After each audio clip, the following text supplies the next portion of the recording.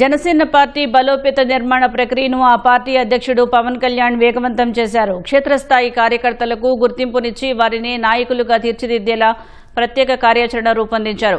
Party ఆవిర్భావం నుంచి పనిచేసిన వారికి సభ్యత్వ నమోదులో క్రియాశీలకంగా వ్యవహరించిన వారికి పదవుల్లో ప్రాధాన్యత ఇవ్వనున్నారు. పదవులు ఆశించే వారి వివరాలు, పార్టీ కోసం వారు చేసిన పనులు తదితర సమాచారం సేకరించేందుకు పార్లమెంటు నియోజకవర్గాల వారీగా జనసేన పార్టీ నిర్మాణ సారథుల సమాచార సేకరణ కమిటీలను ఏర్పాటు చేశారు. 25 పార్లమెంటు నియోజకవర్గాల్లోనూ సమాచార సేకరణ ప్రక్రియ ఉత్సాహంగా సాగుతోంది. సేకరణ కమిటీలు పారదర్శకంగా పనిచేయాలని జనసేనాని సూచించారు. ఒక మెసేజ్ ఇస్తున్నాను.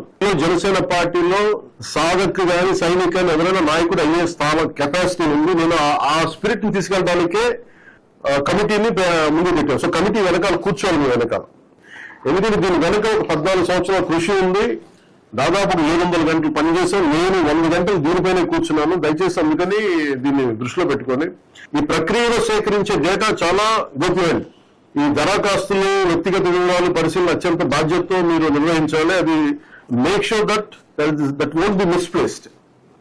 ఈ ప్రక్రియ ముగిసిన తర్వాత జనసేనలో కష్టపడితే గుర్తింపు ఉంటుంది, నాయకత్వానికి అవకాశం ఉంటుంది అనే నమ్మకంతో నేను మీకోసం ఈ ప్రయత్నాన్ని మొదలు పెట్టాను.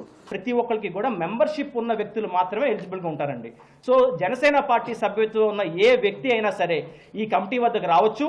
వారు ఏ స్థాయిలో పనిచేయాలి అనుకుంటున్నారో ఆ విషయాన్ని క్లియర్గా రాసి అబ్జర్వర్కి ఇవ్వచ్చు. సో ఈ విధంగా ఈ కమిటీ కేవలం అభ్యర్థుల్ని తీసుకోవడం వరకు మాత్రమే పరిశీలిస్తుందండి. అనంతరం తీసుకున్న అప్లికేషన్స్ని ప్రతిరోజు కూడా సాయంత్రం ప్రెసిడెంట్ సెంట్రల్ టీం నుంచి ఉన్న 5 వ్యక్తులు దీన్ని డిజిటలైజ్ చేసి ఏ రోజుకి ఆ రోజు సెంట్రల్ ఆఫీస్కి ఎన్ని అప్లికేషన్లు వచ్చినాయి, ఎవరు అప్లై చేశారనే విధాన్ని డిజిటలైజేషన్ ద్వారా సెంట్రల్ ఆఫీస్కి అందజేస్తారు. అనంతరం ఎవరికి ఏ పోస్ట్ రావాలి అనే విషయం మాత్రం పూర్తిగా అధ్యక్షుడు శ్రీ పవన్ కళ్యాణ్ గారు మాత్రమే డెసిషన్ తీసుకుంటారు. అదే నాకు పార్టీలో పనిచేయాలని ఉంది, సేవ చేయాలని ఉంది, లేకపోతే నేను ఎంపీటీసీగా పోటీ చేయాలని ఉంది. ఇలాగ ఎవరు అర్హతను బట్టి వాళ్ళు ఇస్తూ ఉన్నారు. అదంతా పార్టీకి ఫీడ్బ్యాక్ ఇస్తూ ఉన్నాం. అంటే రాజకీయాలు డబ్బుతోనే ఉన్నాయనే ఒక ముద్ర నుంచి జనాన్ని బయటకు తీసుకొచ్చి నిజాయితీగా పనిచేసే వ్యక్తులు ఎంపిక చేసి వారి ద్వారా ప్రజలకు మంచి చేయించాలన్న ఆలోచన. అన్ని చోట్ల కూడా పార్టీ నిర్మాణం చేసే కార్యక్రమాన్ని ఈరోజు చేపట్టారు.